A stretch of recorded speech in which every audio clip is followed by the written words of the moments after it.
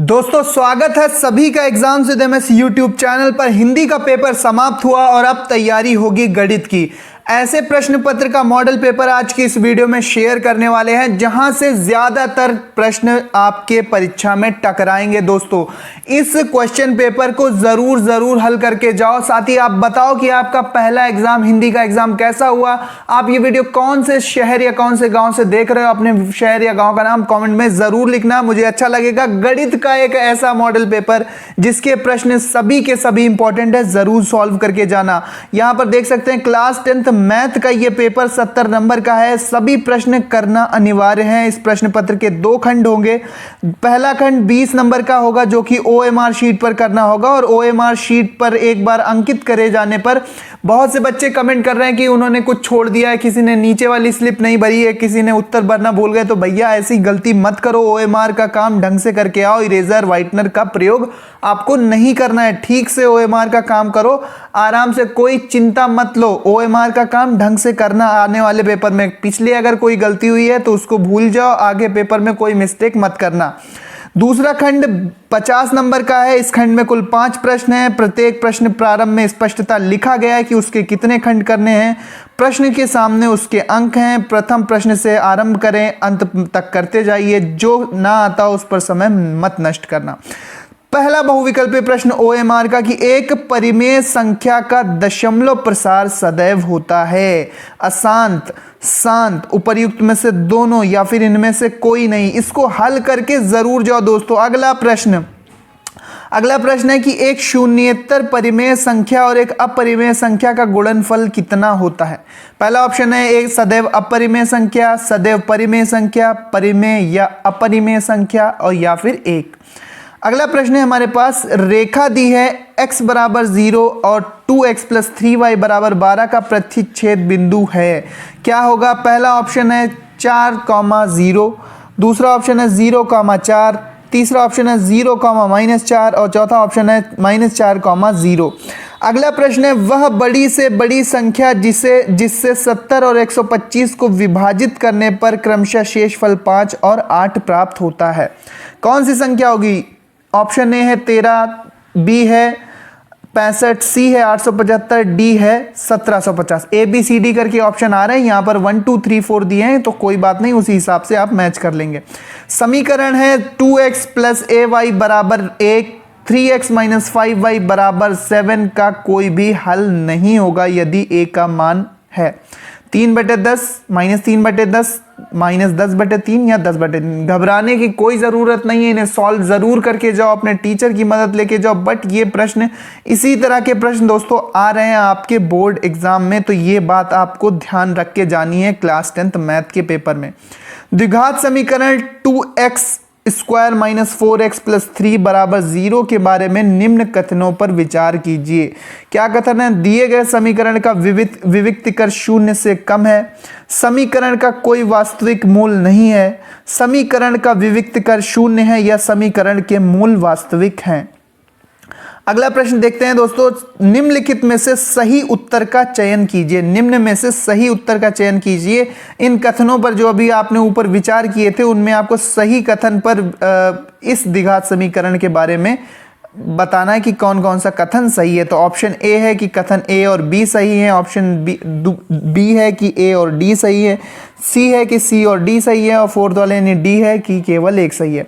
अगला प्रश्न है कि AOBC एक आयत है जिसके 3 शीर्ष A 0,3, O 0,3 और B 5,0 है। तो इसका विकर्ण क्या होगा? 4 विकल्प दिए हैं। कौन कौन से विकल्प दिए हैं? विकल्प है ऑप्शन ए 5, ऑप्शन बी 3, √34 या फिर ऑप्शन 4 4। अगला है हमारे पास कि यदि समीकरण x² + kx - 5/4 बराबर 0 का एक मूल 1/2 है तो k का मान क्या होगा? 2, -2, 1/4 या फिर 1/2।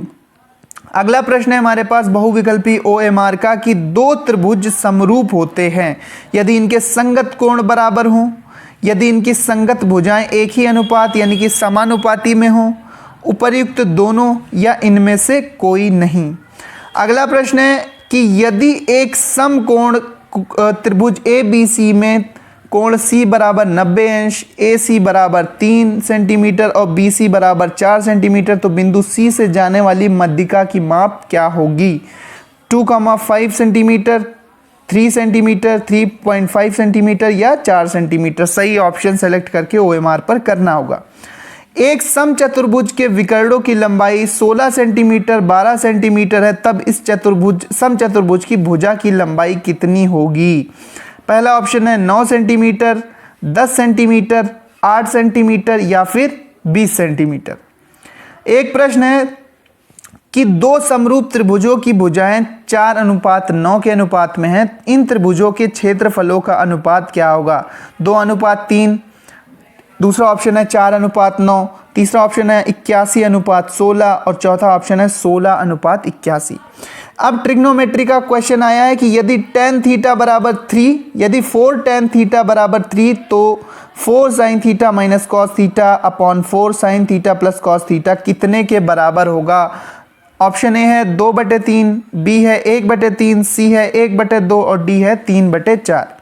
इसके बाद छोटा सा प्रश्न त्रिकोणमिति का एक और, साइन 75 अंश बटे कॉस 15 अंश का मान क्या होगा? 1 से कम होगा, 1 होगा, 1 से अधिक होगा या फिर 0 होगा। अगला है हमारे पास प्रश्न कि यदि वृत्त का परिमाप वर्ग के परिमाप के बराबर है तो उनके क्षेत्रफलों का अनुपात क्या होगा? फिर से समझते हैं इसको। क्या कहा गया है कि यदि एक वृत्त का परिमाप वर्ग के परिमाप के बराबर है तो उनके क्षेत्रफलों का अनुपात। दोस्तों कुछ अच्छे स्टैंडर्ड के क्वेश्चन हैं ये, तो इस तरह के प्रश्न ज़रूर सॉल्व करके जाना। 22:7, 14:11, 7:22 या फिर 11:14। इसके बाद है दो गोलों के आयतनों का अनुपात 64:27 है, तो उनके पृष्ठीय क्षेत्रफलों का अनुपात क्या होगा? ए है 3:4, बी है 4:3, 9:16 या फिर 16:9। अगला प्रश्न है 1 से लेकर 10 तक की धनात्मक विषम संख्याओं का समांतर माध्य क्या होगा? समांतर माध्य पदों का योग बटे पदों की संख्या करके निकालना है। 2 होगा, 3 होगा, 4 होगा या फिर 5 होगा। अगला प्रश्न है प्रश्न संख्या 18, मध्यिका के आलेखीय विधि द्वारा निम्न में से किससे प्राप्त किया जाता है?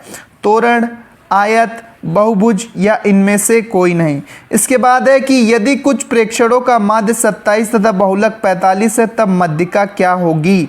32 होगी, 33 होगी, 34 होगी या इनमें से कोई नहीं। और लास्ट प्रश्न है OMR का लास्ट प्रश्न है कि वर्गीकृत आंकड़ों की से अधिक प्रकार से कम प्रकार की संचयी बारंबारता वक्रों के प्रतिच्छेद बिंदु के भुज से आंकड़ों का प्राप्त होना क्या है? माध्य है, माध्यक है, बहुलक है या उपरोक्त में से सभी। अब क्वेश्चन आपको सॉल्व करने वाले मिलेंगे, ये सारे प्रश्न सॉल्व करने वाले हैं। ये देखो एक ट्रिग्नोमेट्री का ज़रूर सॉल्व करके जाना। ये वाला प्रश्न बहुत ही इंपॉर्टेंट है, इसको समझ लो कि ये वाला प्रश्न छप सकता है। यूपी बोर्ड ने खुद ही बताया है कि ये प्रश्न आएगा। इसके बाद दो क्रमागत धन पूर्णांकों का गुणनफल 2 से विभाज्य, यह कथन सत्य है या असत्य? कारण बताना है। इसके बाद मेंसुरेशन का एक प्रश्न है कि एक शंक्वाकार बर्तन जिसका आंतरिक व्यास 10 सेंटीमीटर, ऊंचाई 24 सेंटीमीटर पानी से भरा है। पानी को एक बेलनाकार बर्तन जिसका आंतरिक व्यास 20 सेंटीमीटर में डाला जाता है। बेलनाकार पात्र में डाले गए पानी की ऊंचाई यानी कि हाइट ज्ञात करनी है। इसके बाद घा है, समांतर माध्य निकालना है। यहाँ पर वर्ग अंतराल दिया है 10 से 20, 20 से 30, 30 से 40, 40 से 50, 50 से 60, 60 से 70 और बारंबारता दी है 2, 7, 12, 15, 8 और 6। क्या निकालना है? समांतर माध्य निकालना है। आगे बढ़ते हैं। आगे यहाँ पर आपको प्रश्न देखने को मिलेंगे कि बिंदु दिए हैं -4,6 बिंदुओं -6,10 और 3,-8 को जोड़ने वाले रेखाखंड को किस अनुपात में विभाजित करता है? अगला प्रश्न है k का मान निकालना है यदि बिंदु a बराबर 2,3, b बराबर 4, k और c बराबर 6,-3 संरेखी हैं। अब प्रश्न 2 इसमें से देख लेना हर प्रश्न के सामने, ये ज़रूर पढ़ लेना कि कितने खंड हल करने हैं। जैसे यहाँ पर 5 खंड हल करने हैं। तो यहाँ पर पहला प्रश्न है ग्राफ द्वारा जांच कीजिए कि रैखिक समीकरण युग्म 2x + y - 6 बराबर 0, 4x - 2y - 4 बराबर 0 संगत है यदि ऐसा है तो ग्राफीय विधि द्वारा हल निकालो।